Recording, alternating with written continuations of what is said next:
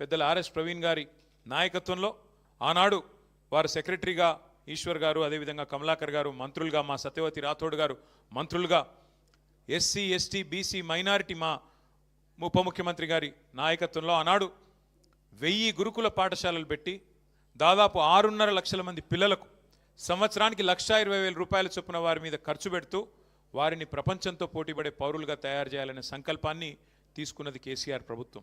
ఇవాళ వాటిని కూడా సరిగ్గా నిర్వహించలేకపోతున్నది రేవంత్ రెడ్డి ప్రభుత్వం. ఆ 1000 గురుకులాల్లో ఇవాళ మరణ మృదంగం మోగుతూ ఉన్నది. 130 మంది పైచిలకు పిల్లలు ఇప్పటికి విషాహారం వల్ల, బలవన్ మరణాల వల్ల ఆత్మహత్యలు చేసుకునే ఒక దౌర్భాగ్యపు పరిస్థితి వల్ల మన తెలంగాణ రాష్ట్రంలో ఉన్న మాట నేను మీకు గుర్తు చేస్తూ ఉన్నా. అట్లాగే ఇంకొక మాట కూడా ఈ సందర్భంగా మీకు గుర్తు చేయాలి. కాంగ్రెస్ పార్టీకి ఎన్నడైనా కూడా డాక్టర్ బాబాసాహెబ్ అంబేద్కర్ గారిని రాజకీయ అవసరాల కోసం వాడుకున్న తప్ప వారికి ఎన్నడూ గౌరవం ఇవ్వలేదు కాంగ్రెస్ పార్టీ. 1952లో 54లో తర్వాత 2 సార్లు బాబాసాహెబ్ని పార్లమెంట్కి రాకుండా కుట్ర చేసి ఓడగొట్టింది కాంగ్రెస్ పార్టీ. అట్లాగే డాక్టర్ బాబాసాహెబ్ ఆనాడు హిందూ కోడ్ బిల్ని మొత్తం మహిళలకి సమానత్వాన్ని, మహిళలకు జరుగుతున్న అన్యాయాన్ని, వివక్ష పట్ల పూర్తి స్థాయి వారికి హక్కులు కల్పిస్తూ బిల్లు తీసుకొస్తే ఆ బిల్లును ఆ రోజు పార్లమెంటుకు రానియకుండా ఆనాటి కాంగ్రెస్ ప్రభుత్వం మరి కుట్ర చేస్తే చివరికి మంత్రి పదవికి కూడా నిరసనగా రాజీనామా చేసిన నాయకుడు, మహిళల పట్ల అంకిత భావాన్ని ఆనాడే తన రాజీనామాతో ప్రకటించిన నాయకుడు డాక్టర్ బాబాసాహెబ్ అంబేద్కర్. కాంగ్రెస్ ప్రభుత్వం ఉన్నంత కాలం భారతదేశంలో అటు నెహ్రూ గారు, తర్వాత ఇందిరాగాంధీ గారు, ఆ తర్వాత రాజీవ్ గాంధీ గారు బాబాసాహెబ్కు భారతరత్న మాత్రం ఇవ్వలేదు. చివరికి కాంగ్రెసేతర ప్రభుత్వం వస్తేనే బాబాసాహెబ్ కూడా భారతరత్న వచ్చింది. భారతరత్న చాలా దూరం, ఆఖరికి పార్లమెంట్ సెంట్రల్ హాల్లో కూడా బాబాసాహెబ్కి ఒక ఫోటో కూడా పెట్టలేదు కాంగ్రెస్ ప్రభుత్వం. అది వారికి మరి బాబాసాహెబ్ మీద ఉన్న గౌరవం. ఇవాళ మాట్లాడుతున్నారు పెద్ద పెద్ద మాటలు. ఇంతకుముందు మా ఈశ్వర్ గారు కరెక్ట్గా అడిగినారు. ఆ బాబాసాహెబ్ పేరును రాజకీయంగా వాడుకోవడం కోసం కేసీఆర్ గారు దళిత బంధు పెట్టి 10 లక్షలు ఇస్తే మేము 12 లక్షలు ఇస్తామని చెప్పి ఆ స్కీమ్కు అంబేద్కర్ అభయాస్తమని పేరు పెట్టినారు. ఇవాళ ఆ మహానుభావుని మళ్ళీ ఒక్కసారి ఆ స్కీమ్ పేరు పెట్టి మళ్ళీ అవమానించి, అమలు చేయకుండా అవమానించి దళితులతో పాటుగా మరి బాబాసాహెబ్ని కూడా అవమానించింది కాంగ్రెస్ ప్రభుత్వం. ఇక మన నాయకుడు కేసీఆర్ గారు చేసింది పెద్దలంతా చెప్పినారు. 1000 గురుకుల పాఠశాలలు పెట్టడం మాత్రమే కాదు, దళిత బంధు లాంటి ఒక విప్లవాత్మకమైన కార్యక్రమాన్ని, దళితుల జీవితాలను శాశ్వతంగా మరి మార్చివేసే పథకాన్ని తీసుకొని రావడమే కాదు, ఒక విప్లవాత్మకమైన పథకం అది. దళిత బంధు లాంటి పథకం తేవాలంటే, రైతు బంధు లాంటి పథకం తేవాలి అంటే నాయకుడికి కలేజా ఉండాలి. ఆ కలేజా ఉన్న నాయకుడు మన కేసీఆర్ గారు. నార్మల్ నాయకులతో కావు ఇట్లాంటి ఆలోచనలు. అందుకే అట్లాంటి ఆలోచనతో లక్షలాది మందికి 5 ఏళ్లలోనే మరి 15-16 లక్షల కుటుంబాలకు న్యాయం చేయాలన్న ఆలోచనతో కేసీఆర్ గారు పోతే మరి దాన్ని మించిన పథకం మేము తెస్తామని చెప్పి అంబేద్కర్ అభయహస్తం అని చెప్పి చేవెళ్లలో మల్లికార్జున్ ఖార్గే గారిని పిలిచి ఎస్సీ ఎస్టీ డిక్లరేషన్ అని చెప్పి మోసం చేసింది కాంగ్రెస్ పార్టీ. ఇవాళ రాష్ట్రంలో ఉండే ఎస్సీ ఎస్టీ సోదరులకు నేను విజ్ఞప్తి చేస్తా ఉన్నా, గుర్తు చేసుకోవాలని కోరుతా ఉన్నా. ఒక ఎస్సీ ఎస్టీ డిక్లరేషన్లో ఒకటి చెప్పలేదు మాట 12 లక్షలని, ఇంకా చాలా చెప్పినారు. ఎస్సీలకు 18% రిజర్వేషన్ చేస్తామన్నారు. ఇవాళ 16 ఉన్నది, దాన్ని 18 చేస్తామన్నారు. ఎస్టీలకు 10% ఉన్నది, రిజర్వేషన్ పెంచుతాం 12% చేస్తామన్నారు. ఇలా దాదాపు 2.5 ఏళ్ళు గడిచినా మర్చిపోయారు. ఎస్సీ ఎస్టీలకు ఇండ్లకు మిగతా వర్గాలకు 5 లక్షలు ఇస్తే ఎస్సీ ఎస్టీలకు 6 లక్షలు ఇస్తామని చెప్పారు. ఒక్కొక్క ఇల్లు కట్టుకుంటే ఇందిరమ్మ ఇంటికి 6 లక్షలు మీరు ఎస్సీ ఎస్టీ అయితే అన్నారు. ఎస్సీ ఎస్టీలకు జాగ లేకపోతే జాగ కూడా ప్రభుత్వమే ఇస్తుందని చెప్పినారు.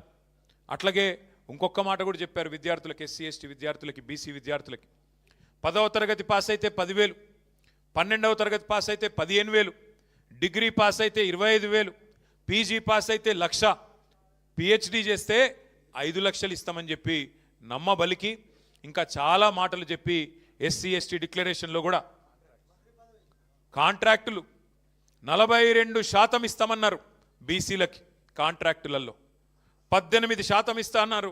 ఎస్సీలకు కాంట్రాక్టులలో, ప్రభుత్వ కాంట్రాక్టులలో, ఎస్టీలకు 12% ఇస్తామన్నారు. మొత్తం వెరసి 72% ప్రభుత్వ కాంట్రాక్టులలో బీసీ ఎస్సీ ఎస్టీలకే మేము అవకాశం ఇస్తామని చెప్పి అభయహస్తం పేరిట మేనిఫెస్టో రాసి అందులో స్పష్టంగా చెప్పింది కాంగ్రెస్ పార్టీ. ఇవాళ 2.5 సంవత్సరాలైంది. ఈ 2.5 సంవత్సరాలలో దగ్గర 1,00,00,000 కోట్ల కాంట్రాక్టులు పిలిచిండు రేవంత్ రెడ్డి. వచ్చినాయా మరి ఎస్సీ ఎస్టీ బీసీబీలకు 72% వాటా ప్రభుత్వ కాంట్రాక్టులలో వచ్చిందా? రేపో మాపో మూసీ పిలుస్తారట, మూసీ కాంట్రాక్టులు ఇస్తాడా రేవంత్ రెడ్డి? ఇస్తాడా రేవంత్ రెడ్డి 72% వాటా తెలంగాణలోని ఎస్సీ ఎస్టీ బీసీలకు చెప్పినట్టుగా?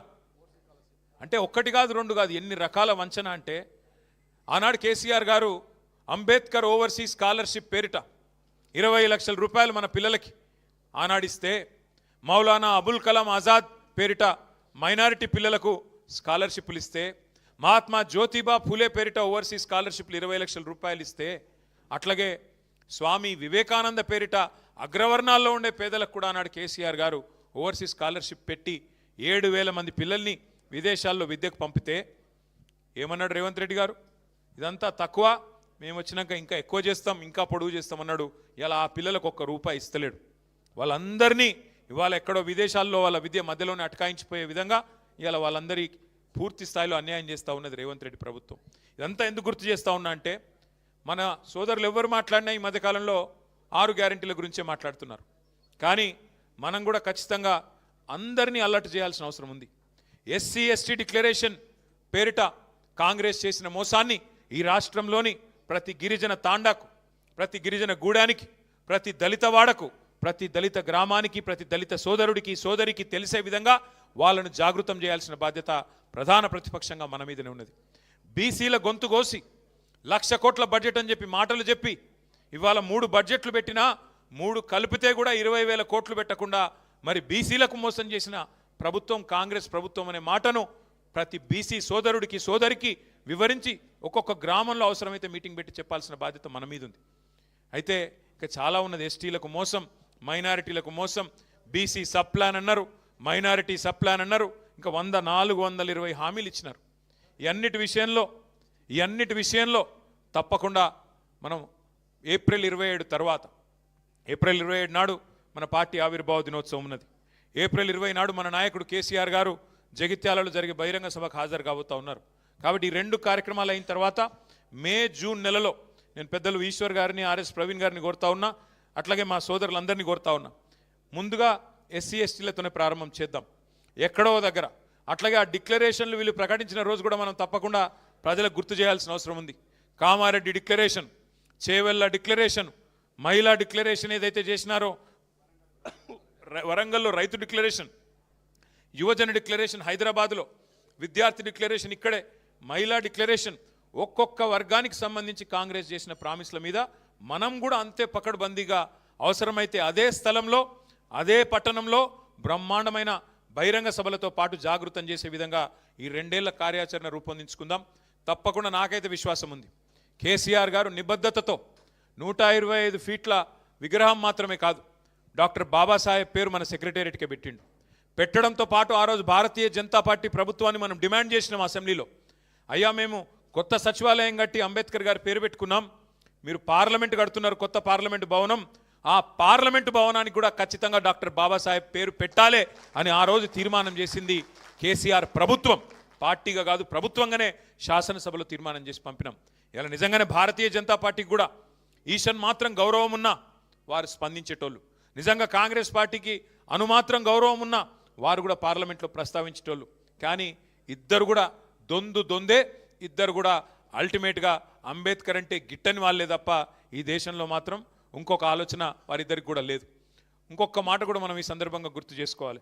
డాక్టర్ బాబాసాహెబ్ని కొందరివాడుగా చిత్రీకరించే కొంత ప్రయత్నం. ఒకటి మాత్రం పక్కా, మనిషి పుట్టిన 5 నిమిషాలకి పుట్టేది కులం. నువ్వు ఏ కులంలో పుడతావు నీకు తెలియదు. పుట్టిన 5 నిమిషాలకి నువ్వు ఫలానా కులం, ఫలానా మతం, ఫలానా దేశం అని, ఫలానా రాష్ట్రం 5 నిమిషాల తర్వాత ఖరారైతే వాటి గురించి జీవితం అంతా సచ్చదా కొట్లాడుకుంటూ డిసెంబర్ నీ కులమేంది, నీ మతమేంది, నీ దేశమేంది, నీ ప్రాంతమే. 2024 ఏప్రిల్ 14 నాడు బాబాసాహెబ్ అంబేద్కర్ గారిని